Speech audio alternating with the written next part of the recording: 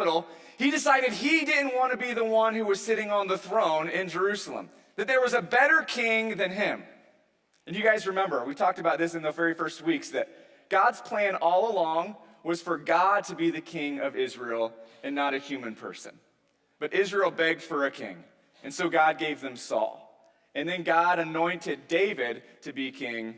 And now when it's David's turn to step up to the throne, he decides that even though he's king, he wants God to be his king. And so when he comes to Jerusalem, he realizes that there's something missing. I mean, even though he's in Jerusalem, even though the city's set up to be the location of Israel where everybody will point to this is our capital, he realizes that God's presence is missing. Now, back in the day, God's presence was symbolized through a box called the Ark of the Covenant, or the Ark of God. And it was this small box that had all this gold overlay on it. There was these angel wings over the top of it, these cherubim. Inside of it was the Ten Commandments. Inside of it was some leftover manna. Moses' staff was on the inside of the ark as well. And everywhere Israel went, that was the symbol of God's presence with them. Essentially, in their mind, the Ark of the Covenant was the point on earth where heaven and earth met. And where heaven and earth met, that was the presence of God. And it was a holy box. It was a holy metaphor, a holy symbol that nobody was allowed to touch, because God was a holy God and we were a sinful people.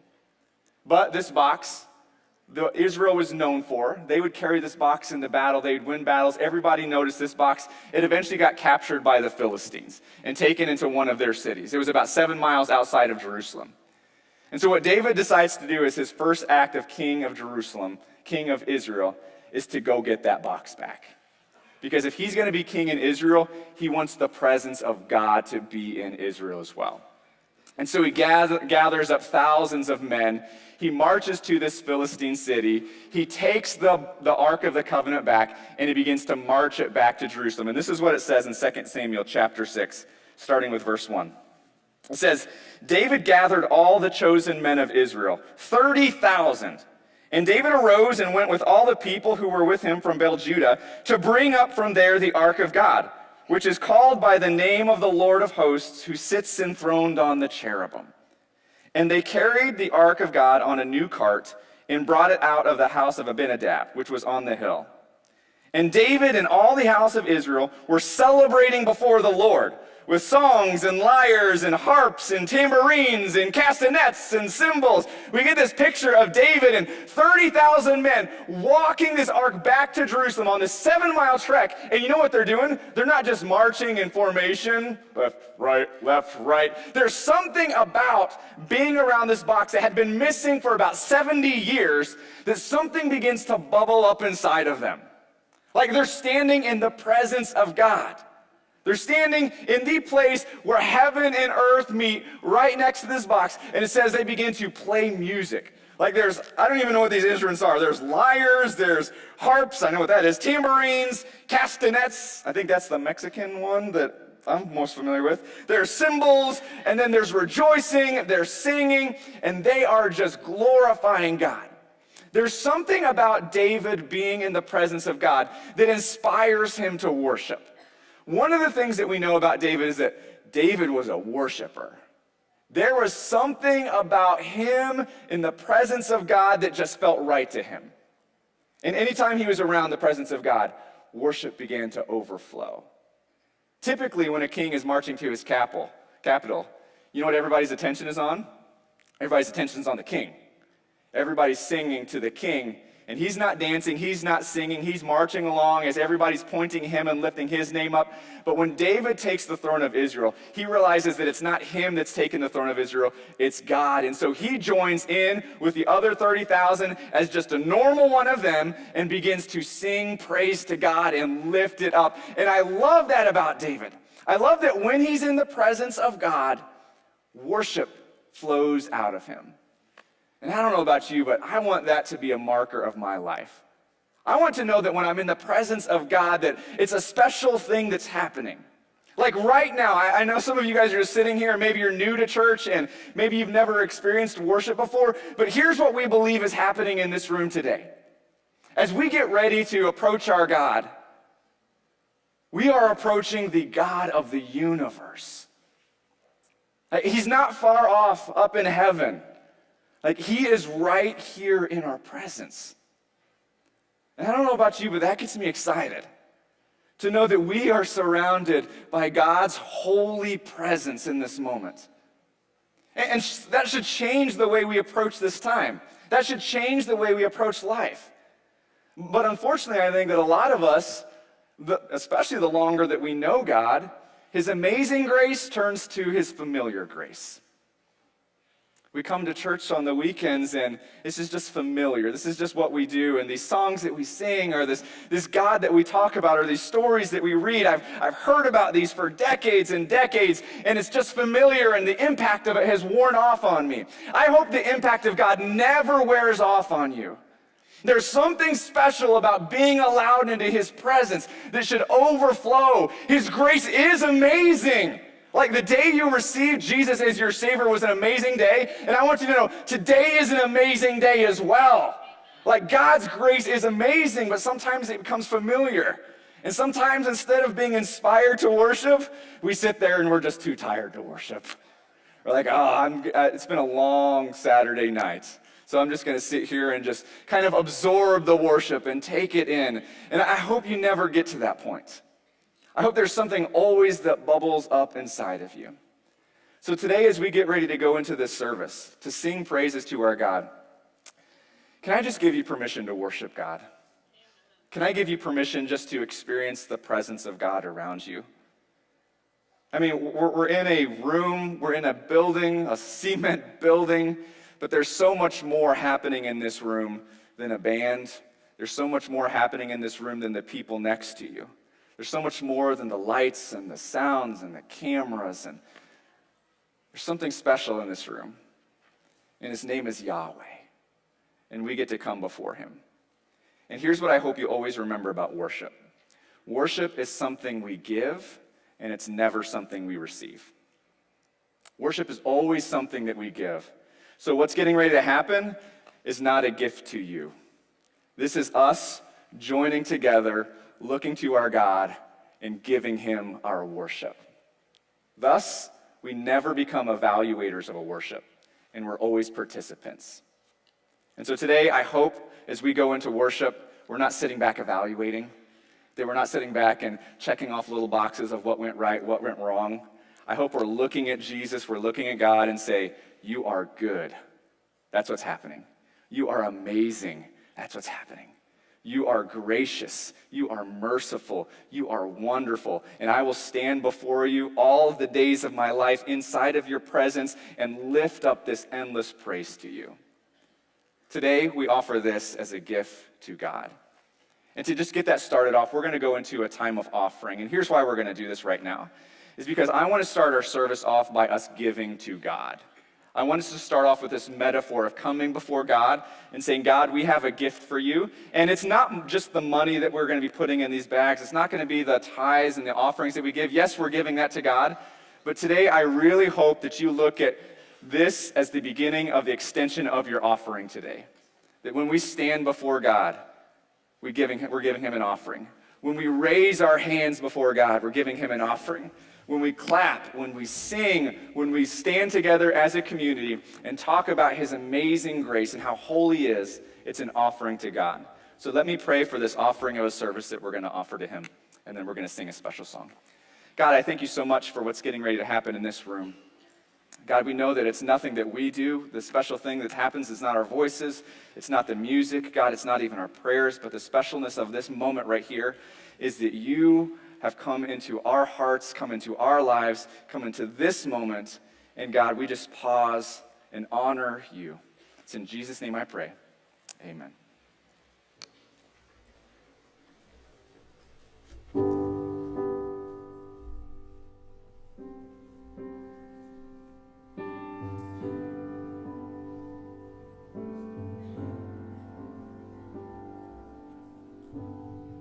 Oh Lord, majestic is your name in all the earth.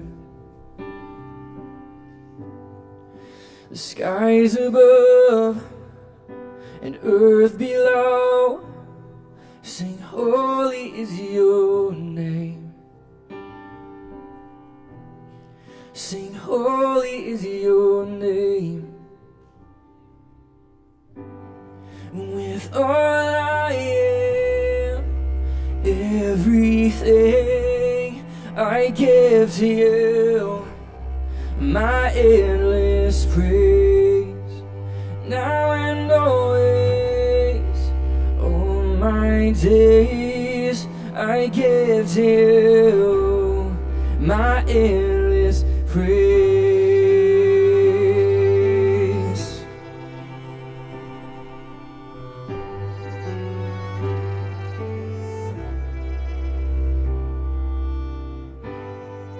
And who am I?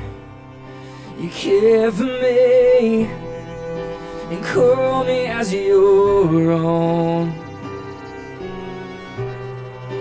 Jesus Christ, you gave your life. Worthy is your name. Worthy is your name.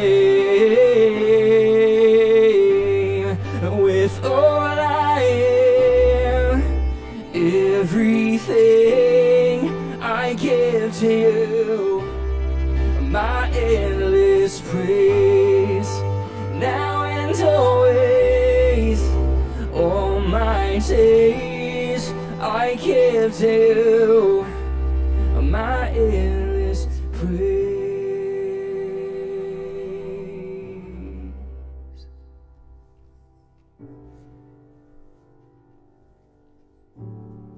My endless praise.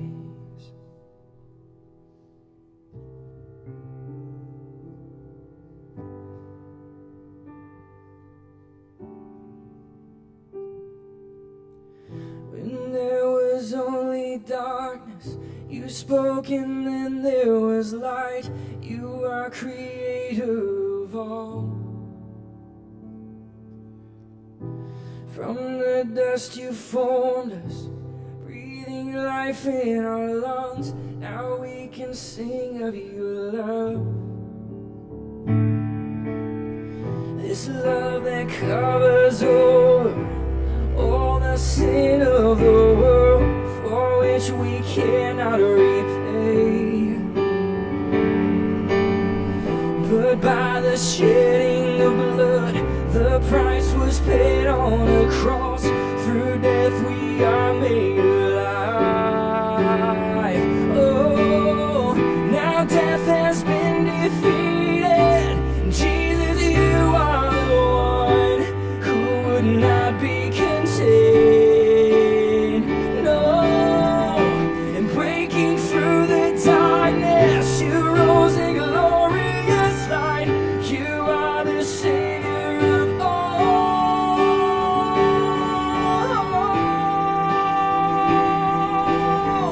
You are the Savior of all. Jesus, with all I am, everything I give to you, my endless praise, now and always, all my days I give to you, my endless praise. With all I am, everything I give to you, my endless praise, now and always, all my days I give to you, my endless praise.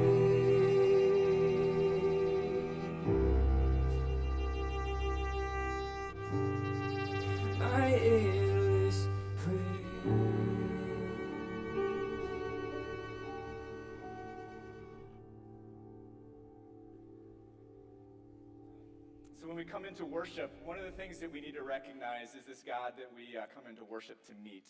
And one of the things that David realized in this story, he found out in this story, is that this God was a little bit different than maybe he thought. One of the things that we need to understand right off the bat before we go any farther is that even in our celebration, even in our times of lifting up God's name as loud as possible with all these songs, we always need to approach God in reverence. We always need to approach God with this understanding. God is holy and we are not. Because when we come into this presence of God, we can never come into the presence as we are both kings. We never approach God as if you're king and I'm king and we're somehow in this equal relationship together.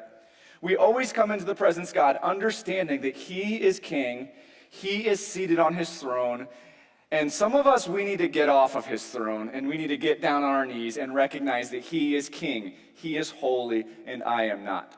David realized this as he was marching the Ark of God back to Jerusalem. In chapter 6, he's marching the Ark of God, and they're celebrating, they're rejoicing, they're playing their drums and cymbals and singing really loud, and it's like thousands of people lifting up this shout of praise. And in the midst of it, this cart that the Ark of God was on begins to tip because the oxen turns to its side. So the Ark is sitting on this cart that's being pulled by an oxen. The oxen turns, and the Ark of God, I imagine it happening in slow motion, begins to tip. One of the worshipers named Uzzah, he reaches out his hand to steady the Ark of God, and in that moment, his presence meets the presence of God, and he realizes, and all of the nation of Israel realizes, just how holy God is. This is what it says in chapter 6, verse 5. It says, David and all the house of Israel were celebrating before the Lord, and when they came to the threshing floor of Nacon, Uzzah put out his hand to the ark of God and took hold of it, for the oxen stumbled. And the anger of the Lord was kindled against Uzzah, and God struck him down there because of his error. And he died there beside the ark. Do you get the picture of what's happening here? In the middle of a worship service. I hope this never happens in here, by the way. I really do. In the middle of this joyful celebration of celebrating God being their king, celebrating being in the presence of God, this ark that represented the presence of God begins to tip over. Uzzah puts his hand out to steady the presence of God.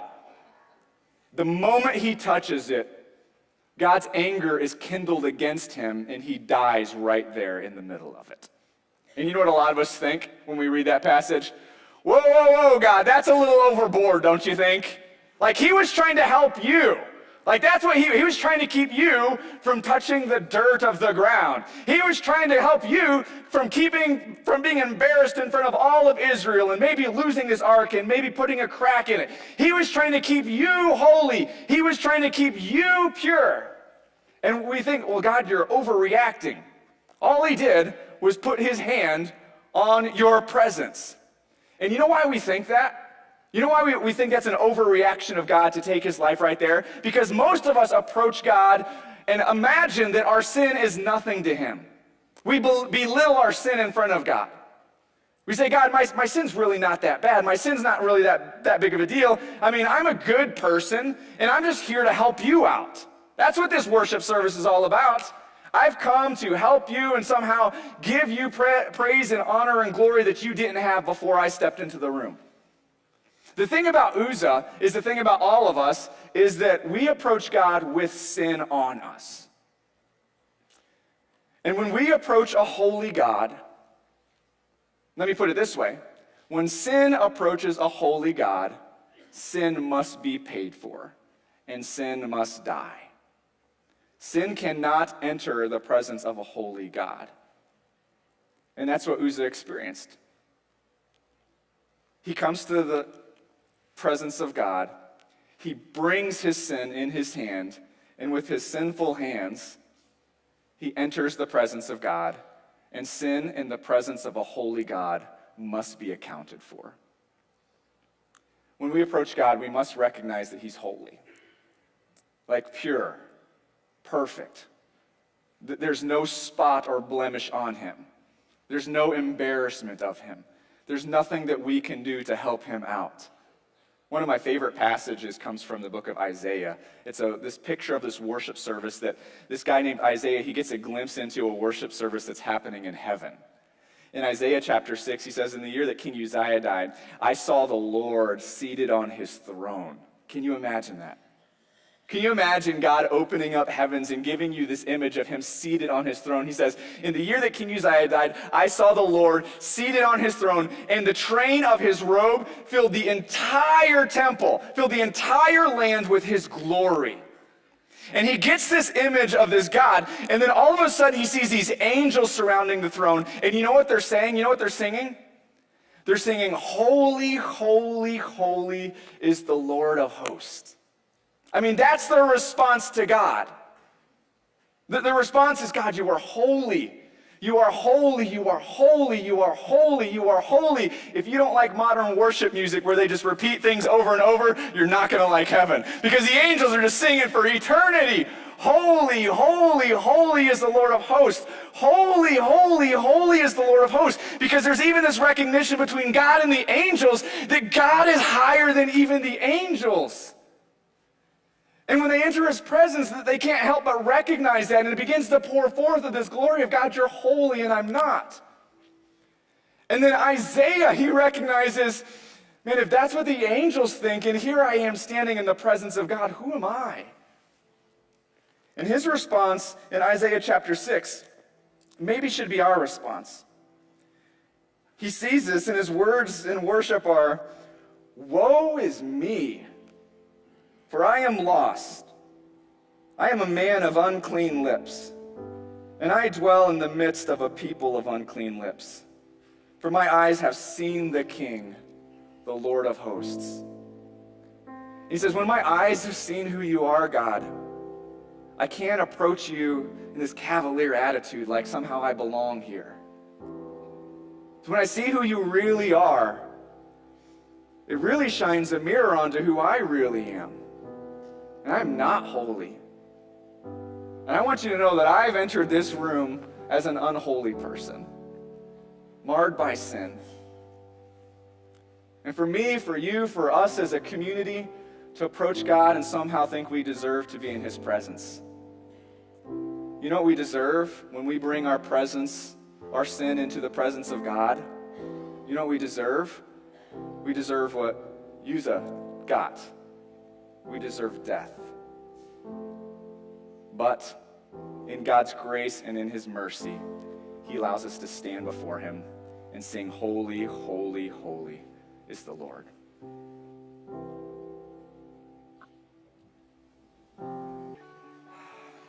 Man, approaching a holy God, man, it's a scary thing. It's a dangerous thing, but it's something that brings us so much joy. And I don't know if you were like me, but you're like, God, if there's a chance that I could be struck down because I just stood and sung about your holiness, then I might set this song out.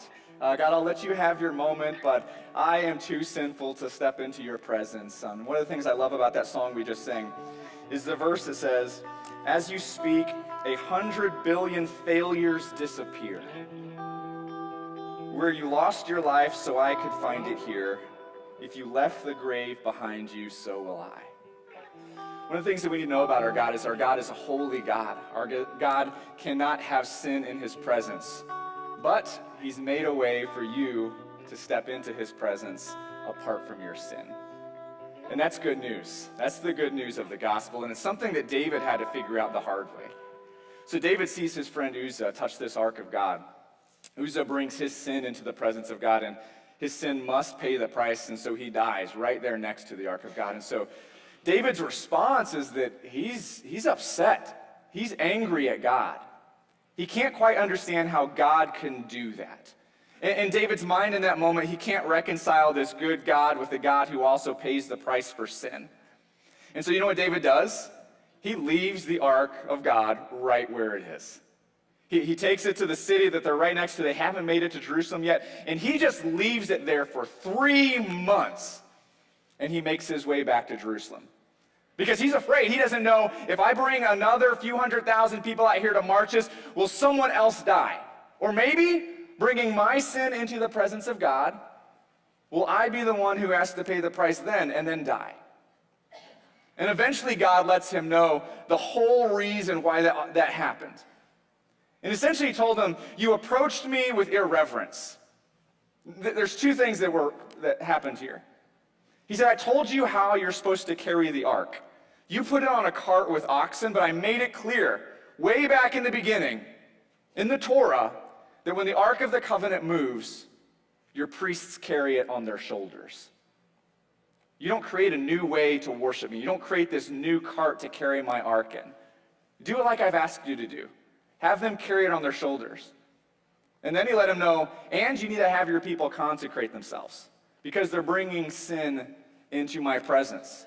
And essentially he's saying, deal with your sin first and then come into my presence. When David gets his head wrapped around this thing, it's 3 months later, he gathers the people again. He takes them to the place where the ark was left. They lift up the Ark of the Covenant on their shoulder, and they begin to march it to Jerusalem. And you know what happens? Something begins to bubble up in David again. He's inspired to worship. And again, in the presence of God, it says they begin to dance, they begin to sing, they begin to rejoice. But then every 6 steps, here's what I love about the story. Every 6 steps they take, 1, 2, 3, 4, 5, 6, they stop, they make a sacrifice to atone for their sins again. Because David's not sure, like, maybe somewhere in those 6 steps, sin somehow entered inside of us, so we need to consecrate ourselves again. So they would make a sacrifice to God, pay for their sin, have their sin die in representation on this animal that they sacrificed, lift the ark back up, take another 6 steps towards Jerusalem, stop, make a sacrifice for their sin, and then continue the worship all the way to Jerusalem. And David realized, because God showed him that sin cannot enter my presence, sin has to be paid for. But you're not necessarily the one that has to pay for it. And we get a greater example of that in the New Testament. We get this great example of God saying, here's how you can come into my presence. Here's how you can approach a holy God in worship. Deal with your sin first. Deal with your sin first. And here's what God is offering you. God's saying, I'm going to allow you to take the sin that's on your hand, put it on my son's hands. And when your sin is in the hand of my son, he's going to approach me. He's going to approach my presence, and he is going to experience the death that you should have experienced. But he's going to beat the grave. He's going to defeat the grave and offer you an open opportunity to step in the presence of a holy God with all of your failures, all of your sin wiped clean and disappeared. So that when you approach God, you don't have to approach him in fear. You don't have to approach him with this idea that maybe I have to pay for my sin. Jesus has already paid for your sin on the cross. And that's how he allows you into his presence. We have 2 great symbols in the Christian world that express this idea of how we approach God with our sin. And the first metaphor, the first symbol that we have is the symbol of baptism. And in a few weeks at the end of this month, at the end of this series, we're going to give you an opportunity, for those of you who have never been baptized, to approach God, to hand over your sin to Jesus, and let him deal with your sin. And so at the end of this month, at the end of the series, we're going to have a baptistry up here on stage, and the whole service is going to be devoted to those of you who have never been baptized before. And here's what you're saying when you're baptized. You're saying, God, I recognize your holiness. I recognize that you are holy, holy, holy, that you're Lord above all. I recognize that I deserve death. But through the act of baptism, we proclaim this truth. We proclaim the good news that we go down into the waters and we do die. We experience a spiritual death, but then we rise again clothed with Christ. And that's the picture of baptism. It's saying, God, I realize that I've sinned. I realize that I've messed up. And in order to enter your presence, I need to shed this sin and put on Jesus. And baptism is this picture that you go into the water, and through the grace, through the mercy, through the love of Jesus, through the sacrifice of Jesus, he takes our sin away, and we rise again clothed in his son. So that when we enter the presence of God, he no longer sees you. You know who he sees? He sees his son. He no longer sees your sin. He no longer sees your past failures. He no longer sees how you've messed up. He looks at you and says, "This is my child, whom I love and whom I am well pleased." And that is what causes worship. That's what causes worship to be inspired, to bubble up outside of us.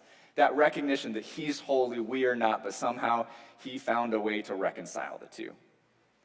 We also have a second great symbol that we experience every single week, and we're going to actually experience right now, and it's a thing called communion. So if you're going to be passing communion out, if you don't mind going to grab the trays. Communion is a way that we come before God every single week and recognize what he's done for us. Baptism is something that you do one time. It's something that you do in that moment of salvation, that moment of justification. Communion is something that we repeat every single week because for some of us, it's hard to remember back on that day when our sin was paid for in baptism. And so every single week we gather together and we're reminded of what Jesus did. Because here's what we don't want to happen. We don't want God's amazing grace to become a familiar grace. And so every single week we gather together as a church congregation and remember that we're approaching a holy God. And we are approaching a God who even this week we've messed up and sinned, but he's already paid for it. He's already wiped it clean. He's already clothed us in Jesus. And so this is our moment to approach him and thank him for what he's done. So in communion, it's just a symbol of a little piece of bread that represents the body that died on the cross. And this little cup of juice that represents the blood that was shared. And it's this picture, it's this metaphor that our sin has to be dealt with. God always deals with sin. Always deals with sin. And he's the one who wants to deal with it, rather than us being the ones who deal with it. And in communion, it's our way of coming before God and saying, God, this week, thank you once again that you've dealt with my sin. So I'm going to pray for this and give you an opportunity to approach a holy God. God, I thank you for this time of communion, this time of the Lord's Supper, where we get to gather together and partake of this bread and this juice that represents the sacrifice that you made. And God, I pray that this symbol, this metaphor of you coming inside of us, that us putting you inside of us, God, I pray that that spirit that has come inside of us begin to wipe away our sin on the outside, to make us clean in your presence. God, we recognize that we will never be perfect. We will never be as holy as you are. God, we recognize that we deserve to carry our own sin. We deserve death. But in your grace, in your mercy, in your love for each one of us here, you bore death for us. And so we remember you and honor you in this moment.